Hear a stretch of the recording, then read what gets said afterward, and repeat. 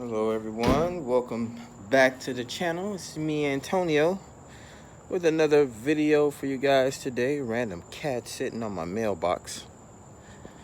So yeah, man, having a good evening up up surfing the interwebs, man. So I just had a run-in with a rumble and tumble. Nah, I'm just joking. Just, a back and forth with an online church. Been predicting these things for a year now.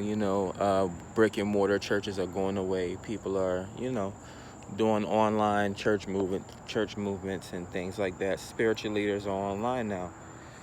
So ran across this should I put her information out there?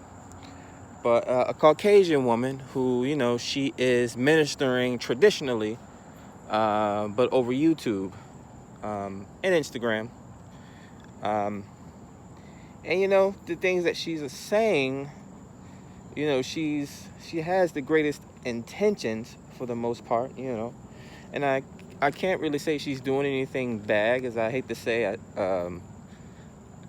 it's almost like I hate to see when people have a limited education, because I'm not going to say she's wrong, but she has a limited education or knowledge of what she's speaking about. Not sure how old she is, maybe, or young she is. Maybe she's younger than me. But I've been playing around with the OU Lucy thing, short for Lucifer, one of God's most perfect creations. If you don't know the history and the story of Lucifer and all these things, separate from the devil and the mythology of, the devil and all these other things, or the ruler of the underworld and all that stuff. They're separate interpretations of the actual angels that came down to try and help men. And yes, they got stuck here as an interpretation for angels being stuck in the lake of fire. What do you think happens every day that the sun rises? We sweat our brains out for 12 hours. But, there's different interpretations, even about, and this is what I really wanted to get into when we talk about the snake in the garden and all these other different things, and, the tree of wisdom. So basically, the whole point of that story is not about the fruit. Adam and Eve was not trying to get to the fruit. The garden was abundant. They had all types of animals and trees and vegetation, any other type of vegan fruit you can want. What they were seeking is the knowledge. That's where the supposed sin came from. They were seeking knowledge. So hypocritically, going down the line, even 2021, when we are in, when we are in these churches, we are seeking knowledge. We are seeking understanding. Isn't that inherently a sin? Adam and Eve reaching for, again, not the fruit, although the knowledge was in the fruit of the tree of life. They were reaching for the knowledge that supposedly was hidden from them. I talk about lawyers and things like that, and there was the high council, that would scream holy, holy, holy in front of God's presence, but behind his back they would lie to humans and the creatures of earth, and tell them that they shouldn't be doing this and they shouldn't be doing that and they shouldn't be doing this. And there was certain see, I'm even going into it, certain angels that came down and taught people how to spell and to read and write, and how a wheel, all that stuff. Ezekiel's wheel taught people how to use tools to help protect themselves, to tame the land, to cultivate the garden, to fight beasts and things like that. It's all a part of the grand design, really. I mean, we be worried about things that we really shouldn't even really be worried about. We should be trying to bring an understanding, not more confusion. Again, I guarantee you, those men that wrote the Bible had all the time in the world. They didn't have cars back in the days. People couldn't afford cars back in the days. You might have had some people that had chariots or horses or whatever the case may be. Those are the things that we rode back then. But even some parts of the world, some people weren't even allowed to ride these things. Convert them into modern day storytelling. Some people are not even able to ride at the front of the bus. Or black people weren't allowed to ride horses 100 years ago. So, you know, there's similarities in the Bible. Again, it's one big grand design. It's supposed to help you, whether it's in times of peril or in times of, you know, being good, being on that high, because you have to maintain these things. You have to learn every day. You have to heal yourself every day. You have to grow every day. Once you stop doing any of those things, you start to die.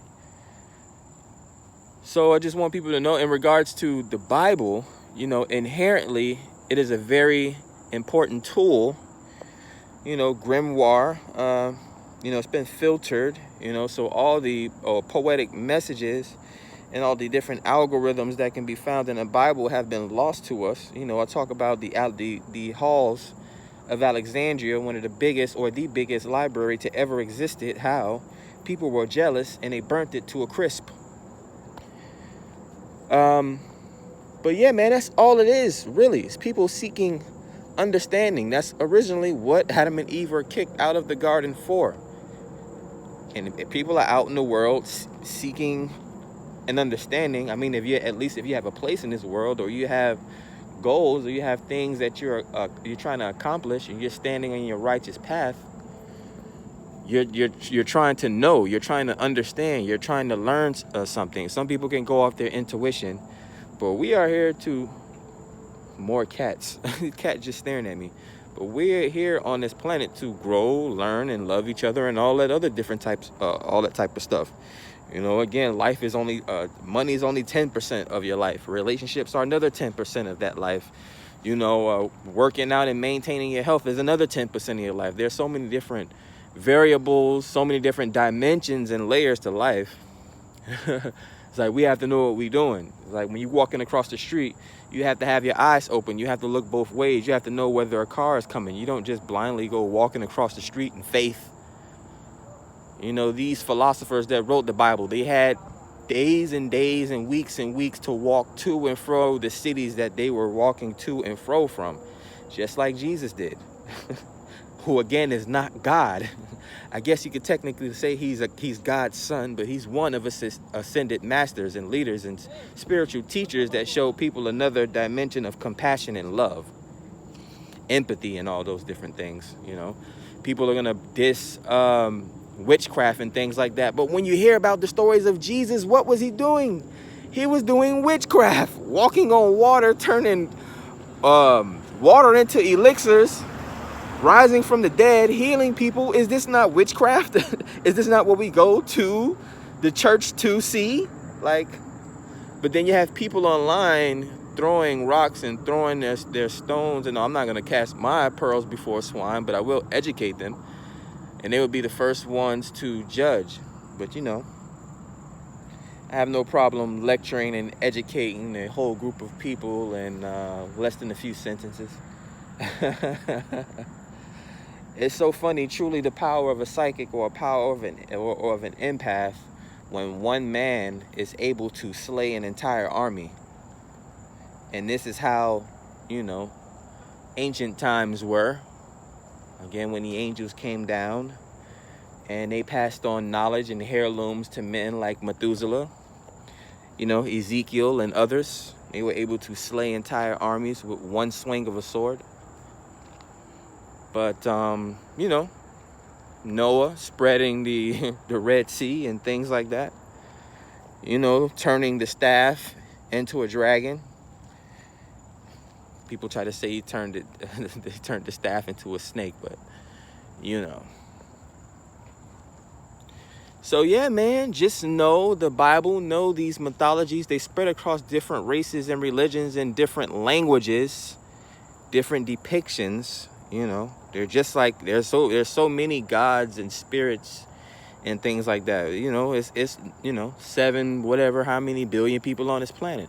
There are different depictions of different gods that achieved great things throughout. That's basically what celebrities are. They were star seeds or indigo children that came down and they changed the world perspective, and people start building monuments of them, statues, busts, paintings of them, and things like that. And you know, their legends survive over hundreds and thousands of years until people talk about them like they're actually superheroes or things like that.